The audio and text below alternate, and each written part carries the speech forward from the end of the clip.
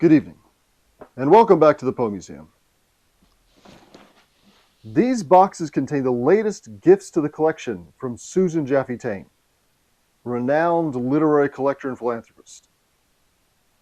What do they contain? We'll find out in tonight's installment of the Curator's Crypt.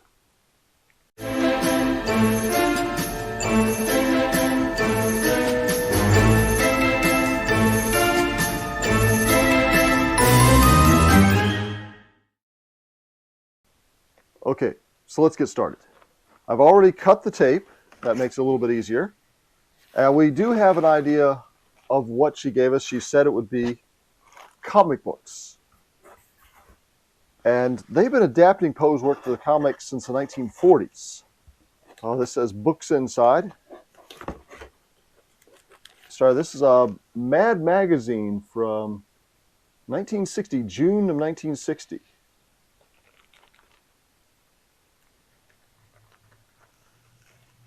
And I believe this has a parody of The Raven. We have another Mad magazine parody of The Raven. But this one is way in the back there. It's the Hip Raven. So there it is. It's a beatniks version of The Raven. So take that, you dirty beatniks, with your Maynard G. Krebs and your jazz records. So it goes something like this. Now the solid, frantic drive kick blasted out from each new jive lick. Flipped me, hipped me, and some weirdo dreams I'd never had before. So like now, to fan the swinging of my gut, I stood there singing. It's some cruising stud came winging right up to my beat pad door. Some night slumming stud come flinging right up to my beat pad door. That's the bit, like no more.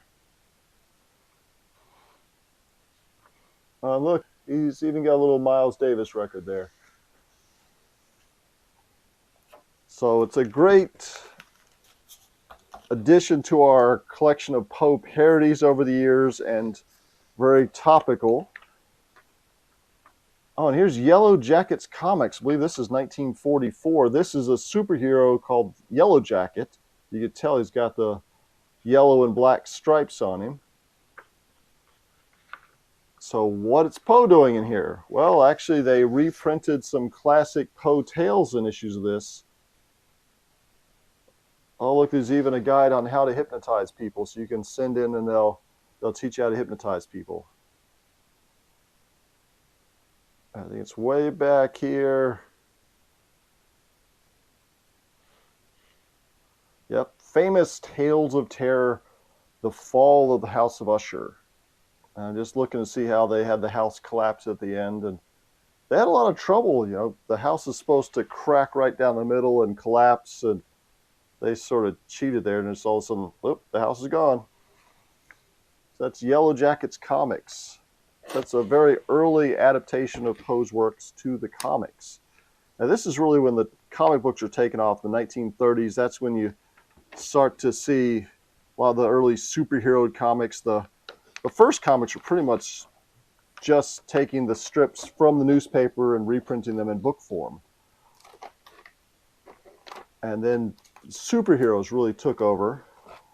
But here we have some actual Poe adaptations. This is Classics Illustrated. So this was a series that was created by Albert Cantor, whose idea was he didn't want his kids reading just plain old superhero comics. He wanted them to read classic works of literature, and to trick them into doing that, he adapted the works of literature into comic book form. So you would have Sir Arthur Conan Doyle as a comic. You'd have Robert Louis Stevenson. In this case, it's Poe. This is the first issue that was dedicated entirely to Poe stories. It's Mysteries by Edgar Allan Poe, even though I think these aren't actually all mysteries.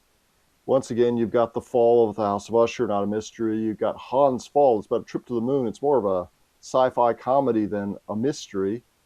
And then you've got The Pit and the Pendulum. Some really fun illustrations. Well, I mean, as fun as, you know, being tortured by the Spanish Inquisition with a big blade swinging down about to chop you in half could be. But Oh, and here's the Gold Bug and Other Tales. This is from 1951.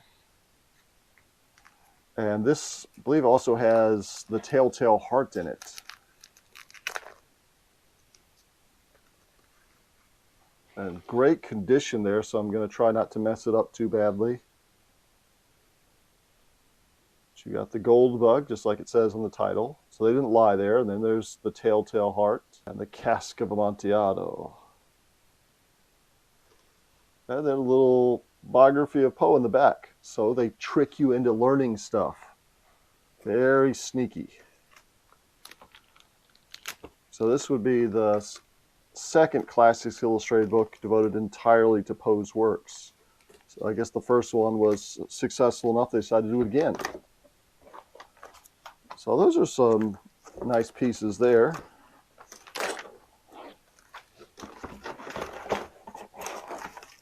But wait, there's more.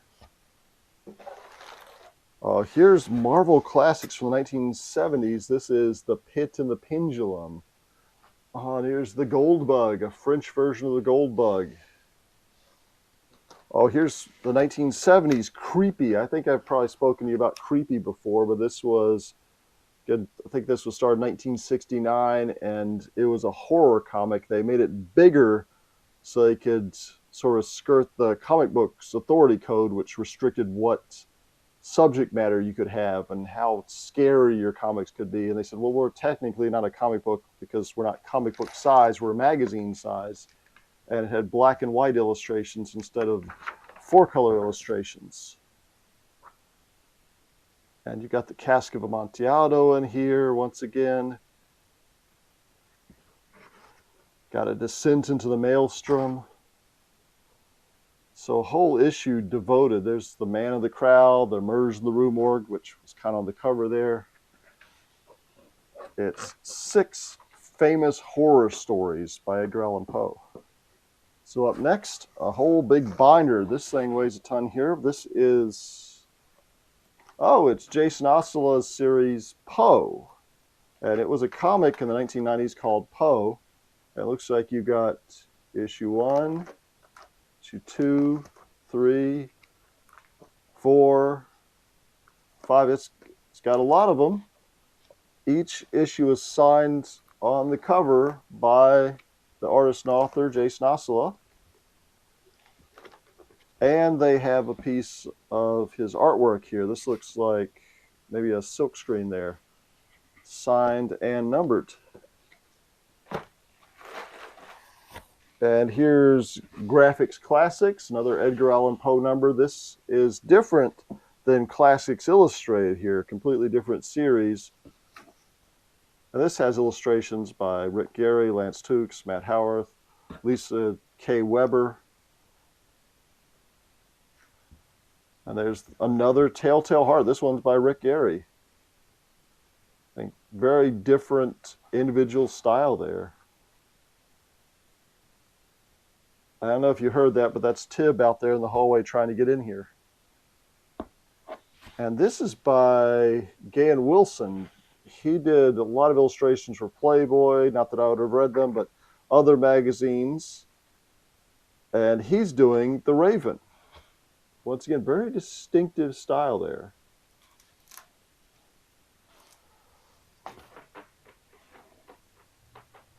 The cat's in the room now. Never mind the cat, there's Spirits of the Dead. This is Richard Corbin. This, I believe, is 2014, maybe? And he's doing several adaptations, and he could go everywhere from more of a photorealistic style to a more expressive, distorted style. And his adaptations are sort of free form. He varies a lot of times from the original text and just lets his imagination run wild. So that's a good one there to have. And oh, here's a whole Corbin special edition. So he did Poe comic adaptations going back to the 1970s. One of his earliest ones was The Raven, but he was doing them for Creepy. He did a whole series, I think it's Edgar Allan Poe's Haunt of Horror in the early 2000s, and then Spirits of the Dead in the second decade of the 2000s.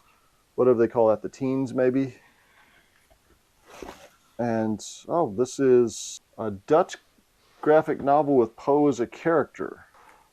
There's little bitty Poet Poe there. This is Spanish illustrated edition there. Oh, The Raven, Nevermore. This is another whole series. She's got several books from this series. So I have to look and see if she's got the entire series, but you can tell just from the cover art that this is something a little bit different than some of the older comic book styles we've seen before. But wait, there's more than this.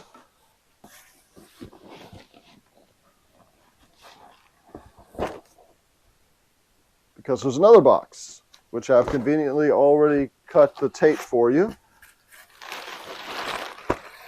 And lots of bubbles. And styrofoam. Oh, remember that book I showed you earlier for Creepy from 1975? This is a story from that book. This is Berenice. So it's the entire story. And check it out. You're used to seeing a lot of the older comics that have line drawings that are covered in. This was a black and white drawing. So this was a black and white comic. So it's a lot of washes. It's ink and wash. It almost looks like paintings here. Just to give you a little look at what sort of things we're talking about.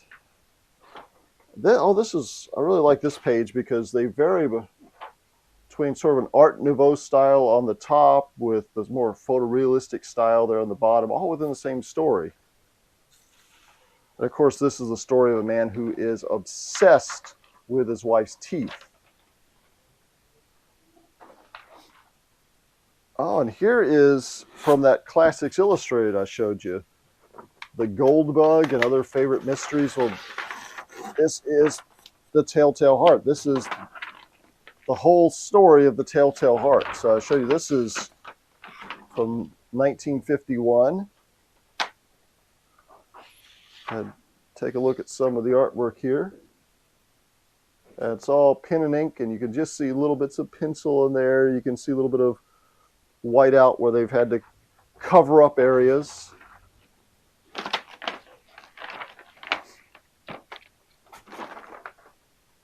And what's this?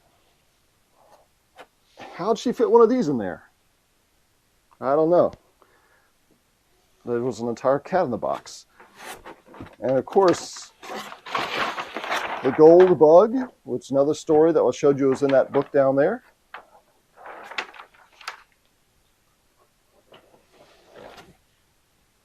And the last one in here is the Cask of Amontillado. So beautiful original artwork, great gift from Susan Jaffe Tain. And these are pieces that we can display. We'll probably have to show only some of them at a time. These are 4 complete stories with a number of comic books. But Tib here is telling me that it's time for dinner. So I am going to bid you adieu. But if you'd like to help preserve precious Poe pieces, like this original comic art and all these classic comics, why not support the Poe Museum or become a member at poemuseum.org. And until next time, thanks for joining us, and I'll leave you with more gratuitous footage of the Poe Museum cats doing Poe Museum cat stuff.